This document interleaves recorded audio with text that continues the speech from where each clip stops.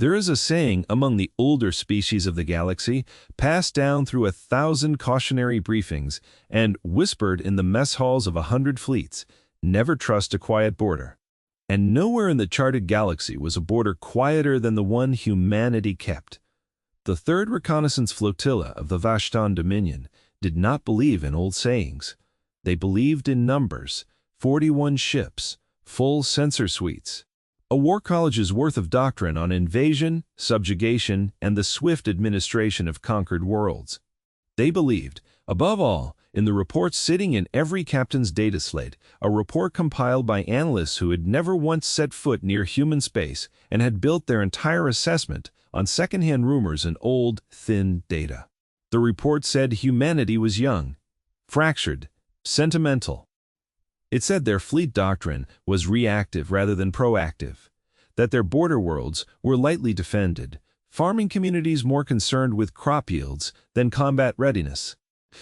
It said in bureaucratic language stamped with 3 separate seals of approval that human space represented a low-risk, high-value expansion opportunity for the Dominion. Fleet Commander Trex Osania had read that report 11 times. He believed every word of it. He was, by the standards of his own people, a brilliant tactician. He had broken the will of 6 client species before his 40th cycle, had personally overseen the pacification of 2 rebellious colonies without the loss of a single Vashtan life.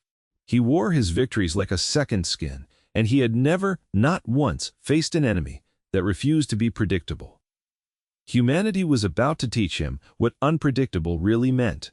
The flotilla crossed the border marker at 0600 Fleet Standard, sliding past the last charted beacon into a stretch of space the Dominion's star charts marked only as unclaimed frontier. Trex stood on the command deck of his flagship, the Vashtan cruiser Osania's Reach, and watched the tactical display update with lazy, unthreatened green icons. No warships, no orbital defense platforms. Just a scattering of civilian transponders drifting between a handful of unremarkable systems. "Z pickings," one of his junior officers murmured, "not quite quiet enough." Trex did not correct him. He agreed. The truth none of them yet understood was that the quiet was not weakness. It was architecture. Humanity's border was not undefended because humanity was weak.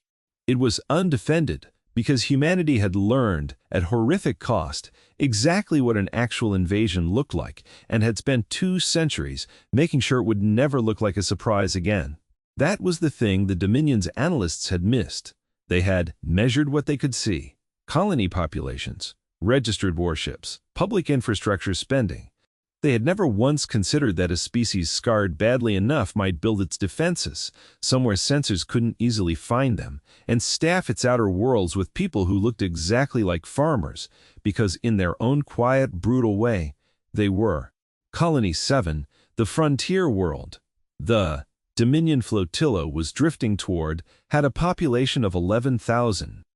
Public records listed it as an agricultural settlement specializing in cold-weather grain and livestock, established 60 years earlier by a mixed group of veterans and their families looking for a quiet place to rebuild their lives after the Second Colonial War. That last detail was true. Every other assumption built on top of it was not. The veterans who settled Colony 7 had not come there to farm in peace and forget what they were. They had come there because the war had taught every one of them the exact same lesson, learned in blood on a dozen different battlefields. Peace is not something you hope for. Peace is something you build defenses strong enough to guarantee. At the heart of that philosophy stood a woman named Elena Voss. She was 63 years old. She had gray threading heavily through hair. She kept cropped, short, and practical deep lines around eyes that had seen things she did not discuss at dinner, and hands that shook faintly some mornings from nerve damage she had carried since the war.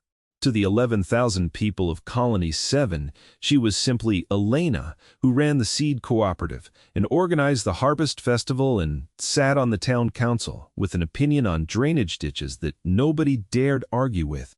To the 6 surviving members of her old unit, scattered across 3 colony worlds and 1 remote fleet posting, she was still Commander Voss, and there was not a single one of them who would have hesitated to follow her back into hell.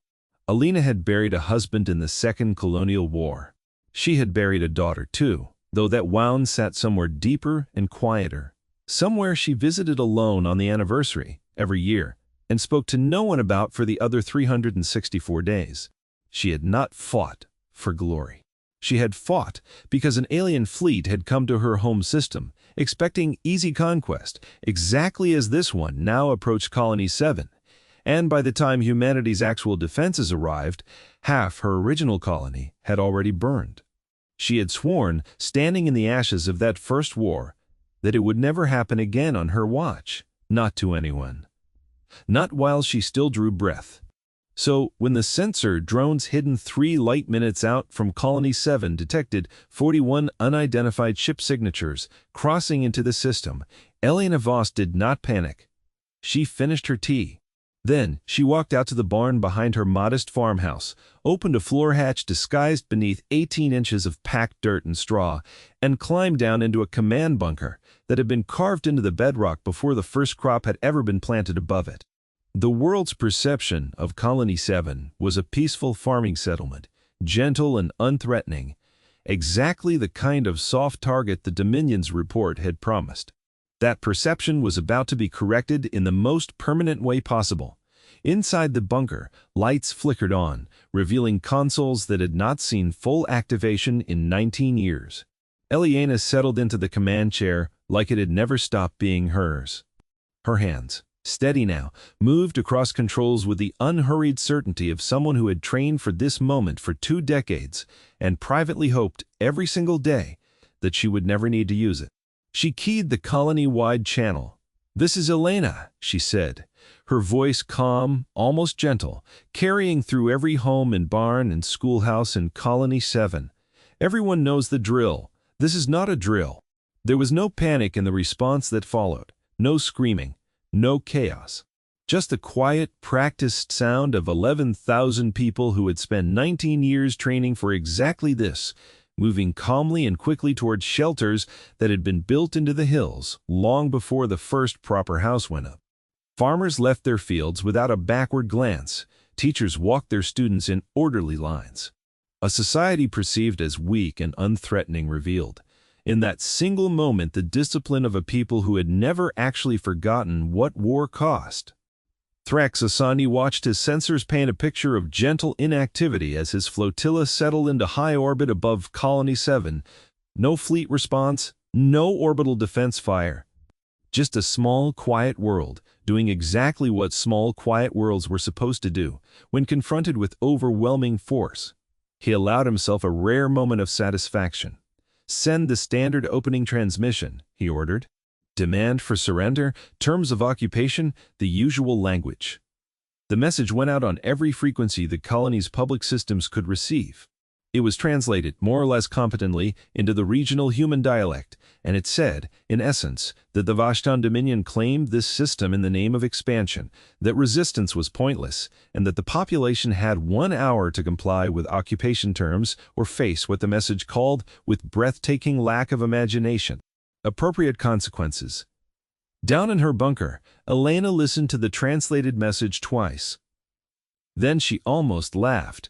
"Appropriate consequences," she repeated softly, shaking her head.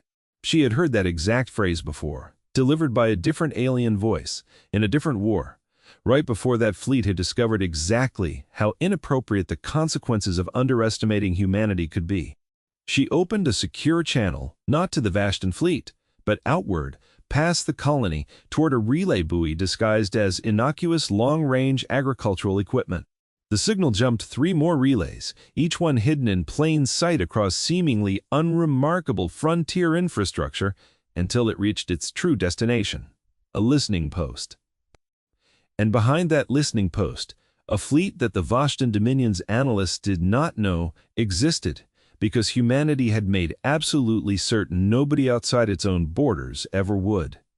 The message Elena sent was brief. Confirmed hostile incursion, Colony 7 system. 41 unknown vessels, configuration consistent with Dominion recon doctrine, requesting immediate escalation to Fortress Protocol. This is Commander Elena Voss, service number recorded, authorization code following. She read out a string of numbers that had not changed in 19 years. Numbers she had memorized so thoroughly they had become as automatic as her own name. On the other end of that transmission, in a command center buried inside an asteroid nobody outside human space had ever mapped, a young duty officer went pale, reading the incoming authorization. "Sir," he said, turning to his superior. "Where?" "We have a Fortress Protocol activation. Border World Colony 7. Voss authorization verified." The superior officer, a broad-shouldered woman named Admiral Reyes who had cut her teeth in the same war Elena Voss had survived, did not hesitate. "Voss doesn't call for help. Unless she means it," Reyes said. "Sound general quarters. Wake up the Sentinel line." That was the moment the story stopped being about a routine reconnaissance mission and became something else entirely. Because humanity's border was not undefended. It had simply never needed to look defended. Somewhere, behind that quiet frontier in deep space nobody had bothered to properly chart, sat a fleet built from the lessons of a war that had once brought humanity to the very edge of extinction. A fleet built, not for parades or intimidation, but for exactly one purpose: making certain that no invading force ever got a second chance to do what the first one had done. It was called the Sentinel Line, and it had been sleeping for 19 years.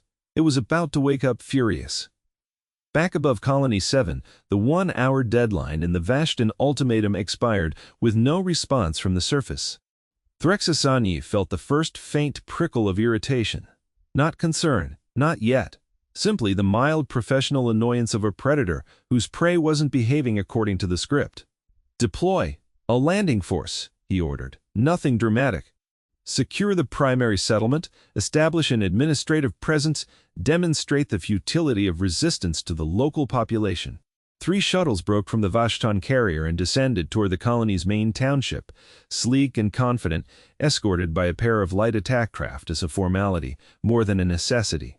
The soldiers aboard those shuttles had trained for exactly this kind of operation: overwhelm a soft target, establish control before resistance can organize. It had worked on 6 other species. It did not work here.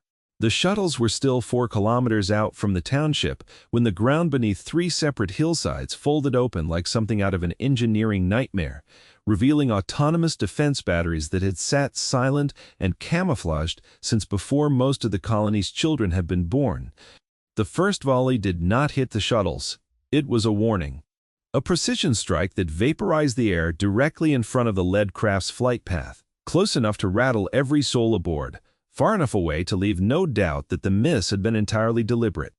A voice cut across every frequency the Vashtan shuttles carried. It was Elena's voice, translated by systems that had spent decades preparing for a conversation exactly like this one. "This is Colony 7 Ground Command. You have entered defended territory.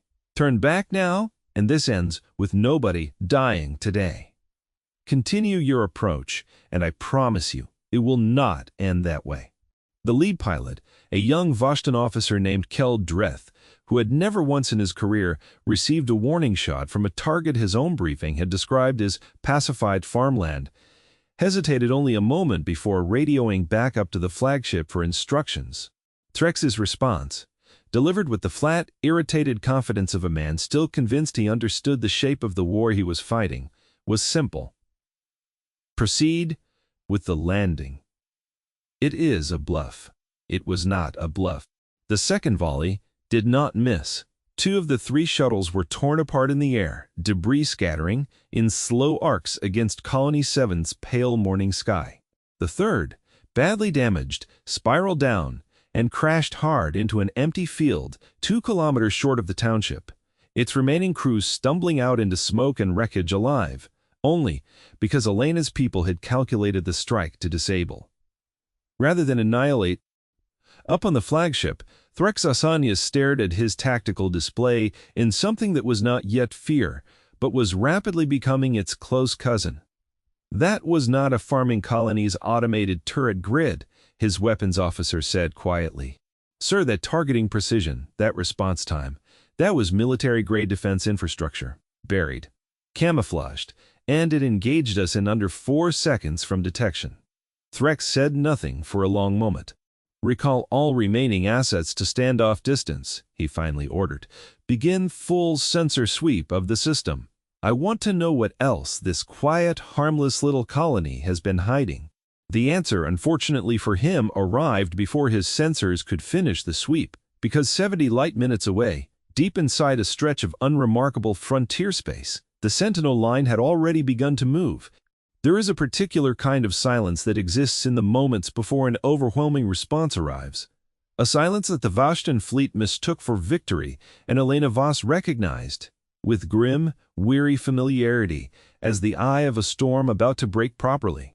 She sat in her bunker, watching the tactical feed update in real time, watching the crashed shuttle crew get rounded up by two farmers who had, until that morning, spent their days threshing grain and now moved with the flat, economical efficiency of soldiers who had simply been waiting 19 years to remember what they used to be. Nobody on Colony 7 celebrated. There was no cheering over the destroyed shuttles. Elena had made certain in the earliest days of building this colony's defenses that everyone understood the difference between defending your home and enjoying the act of violence it sometimes required. The people of Colony 7 did not hate the soldiers in those shuttles. They simply refused, absolutely and without exception, to let anyone burn their home a second time. That was the quiet kindness underneath all of it, the thing that made humanity's fury so different from simple cruelty. Even now, with alien soldiers crash-landed on their soil, Elena's people moved to secure the wreckage without executing the survivors, gathering the dazed and injured Vashtan crew and treating their wounds with the same brisk, unsentimental competence they'd have shown an injured neighbor. One of the farmers, a broad man named Tomas, who had lost 2 fingers in the war Elena had also survived, knelt beside the youngest of the crashed crew, a Vashtan soldier, barely out of his own species' equivalent of adolescence, and pressed a field dressing against a bleeding wound in the boy's shoulder. "You're safe now," Tomas said, in a voice far gentler than the situation seemed to warrant. "Nobody's going to hurt you if you don't try anything stupid."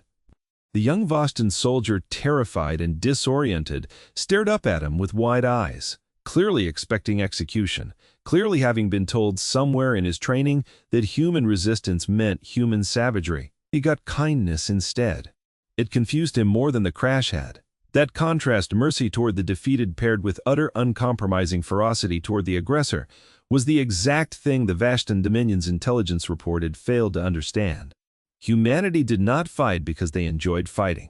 They fought because they had learned, at devastating cost, exactly what happened when they didn't.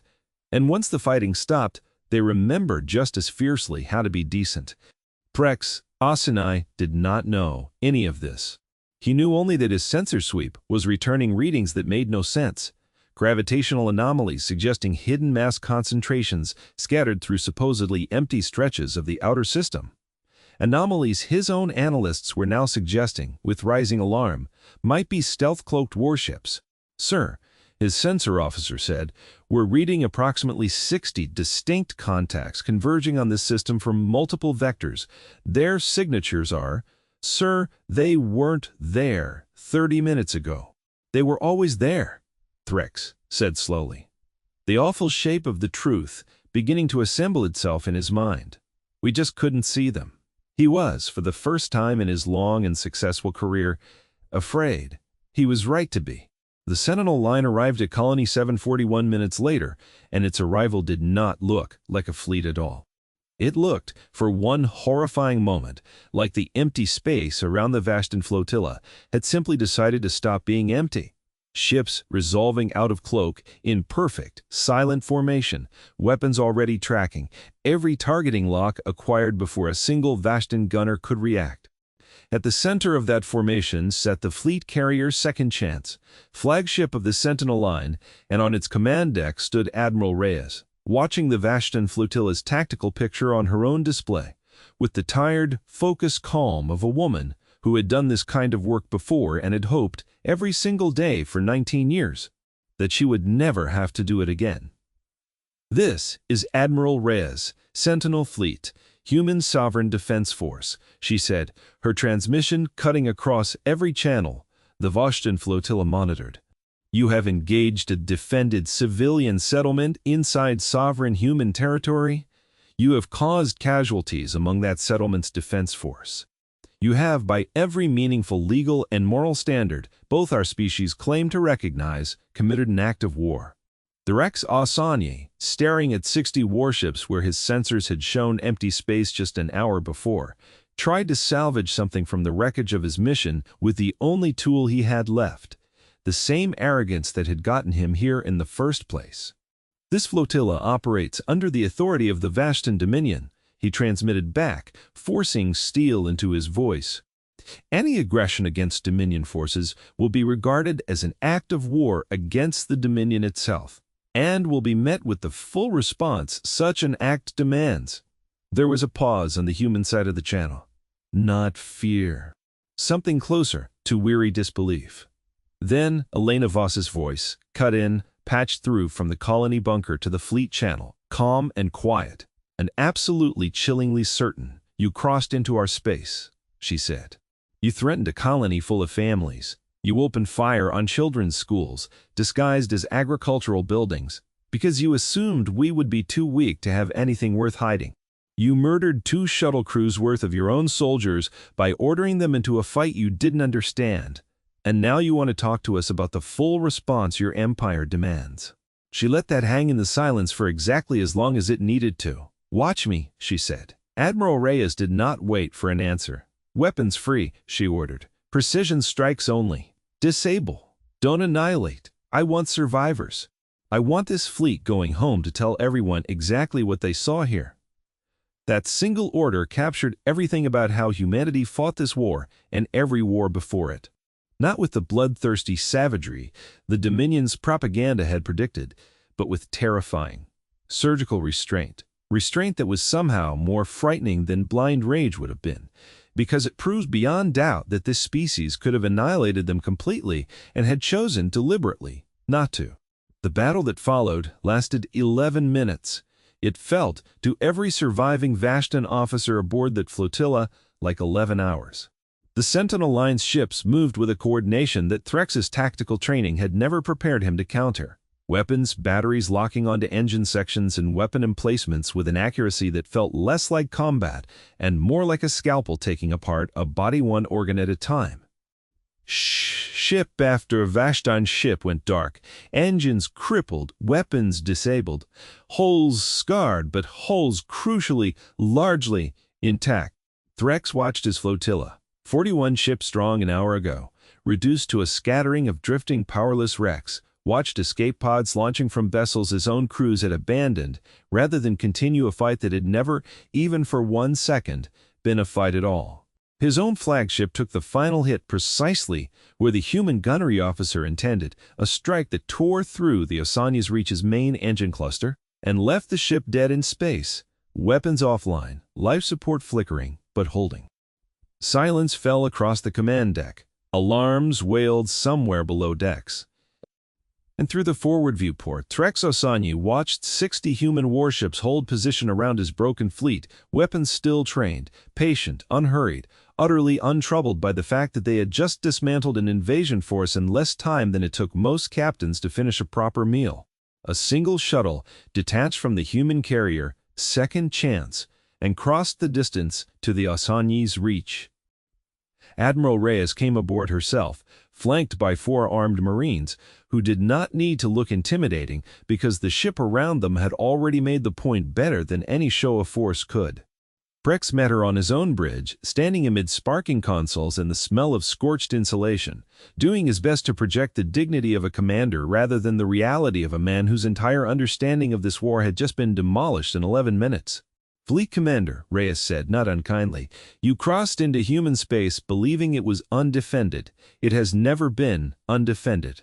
It has simply never needed to advertise otherwise. Frex's jaw tightened. You could have destroyed us completely, he said. Why didn't you?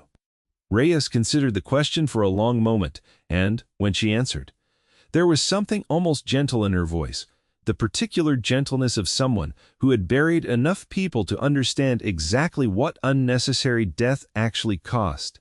Because we're not interested in extermination, she said. We're interested in a message getting home clearly enough that nobody ever tests this border again. Dead men don't deliver warnings. You will."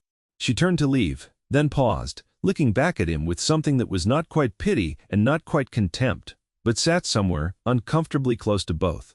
"Your report called us young," she said. "Fractured, sentimental. You weren't wrong about the sentimental part.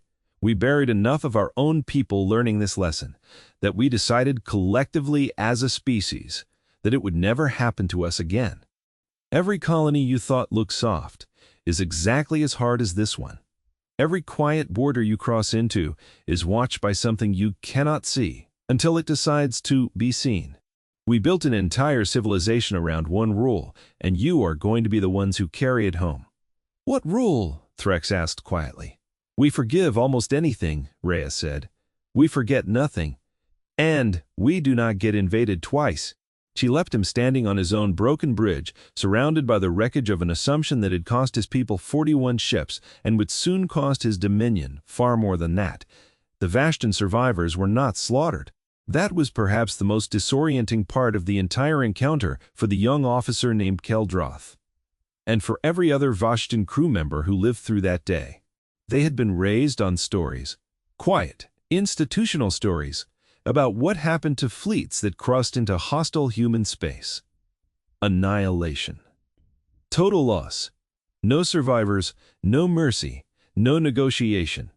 Instead, they were given medical treatment for their wounded, minimal repairs sufficient to make their ships spaceworthy again, and a formal, chillingly polite escort back to the border they had crossed with such confidence less than a day earlier. Elena Voss requested and was granted permission to speak to the surviving crew before they departed. She stood in the observation deck of the Second Chance, looking out at the drifting line of crippled Vashtan ships being slowly, methodically repaired, just enough to fly home, and she thought, not for the first time, about her husband and her daughter and the war that had taught her everything she now knew about the terrible math of defending a home. When the channel opened, she did not gloat, she did not raise her voice. She simply told them the truth, plainly the way she told every hard truth in her life. "You will go home and tell your people what happened here," she said. "Some of you will be believed, some of you won't be. It doesn't matter. What matters is that you were here. You saw it yourselves. We are not weak. We are not fractured or sentimental or easy. We are a species that buried too many of our own people learning how not to be conquered, and we built our entire border around making sure nobody ever gets the chance to teach us that lesson twice. Go home, tell them the truth, and tell them, if they're wise, they will never send another fleet across this line again." The Vashtan flotilla limped back across the border. 18 hours later, 41 ships reduced to 33 functioning hulls, escorted every step of the way by a silent, watchful line of human warships that never fired another shot, and never needed to. Threx Osinayi stood on his crippled bridge as his ship crossed back over the boundary marker, watching the tactical display finally clear of human contacts, and felt something in his chest that he did not have a name for. It was not quite shame. It was not quite fear. It was the particular, specific ache of a man who had built his entire career on the assumption that he understood the shape of power in this galaxy, and had just been shown, in the space of a single day, exactly how small his understanding really was. He filed his report personally. He did not soften it, did not spin it, did not try to protect his own reputation the way lesser officers might have. He wrote it plainly, the same way Elena Voss had spoken to him, because some part of him understood that softening this particular truth would only get more of his people killed the next time somebody decided human space looked like easy conquest. Human border worlds present as agricultural or civilian settlements, his report read, but must be assumed to possess concealed, military-grade defensive infrastructure regardless of apparent size or population. Human border fleets employ advanced stealth technology capable of defeating standard sensor sweeps entirely. Presumed absence of military assets should never be interpreted as actual absence. Human response to incursion is immediate, overwhelming, and precise, employing disabling rather than lethal force, even under conditions of active combat. This restraint should not be mistaken for weakness. It is, in the assessment of this officer, the single most alarming detail of the entire engagement. Because it suggests a species entirely capable of complete annihilation that has deliberately, collectively, chosen not to employ it. Recommend in the strongest possible terms that Dominion Command withdraw all reconnaissance and expansion activity from any system bordering confirmed or suspected human territory, effective, immediately and permanently.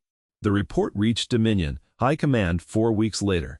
It was read, debated, and ultimately believed, not because of its careful language, but because 33 battered ships and their traumatized crews served as far more convincing evidence than any written analysis could provide. The Vashtan Dominion redrew its expansion charts within the following year. Human space, once marked as a promising low-risk frontier, was reclassified, quietly and permanently, under a designation that translated, roughly, to do not approach, under any circumstances. End quote. Colony 7, meanwhile, returned to its harvest. The autonomous defense batteries folded back beneath their hillsides, camouflage restored, waiting patiently for a threat that colony leadership devoutly hoped would never come again. The crashed shuttle wreckage was cleared from the field where it had fallen.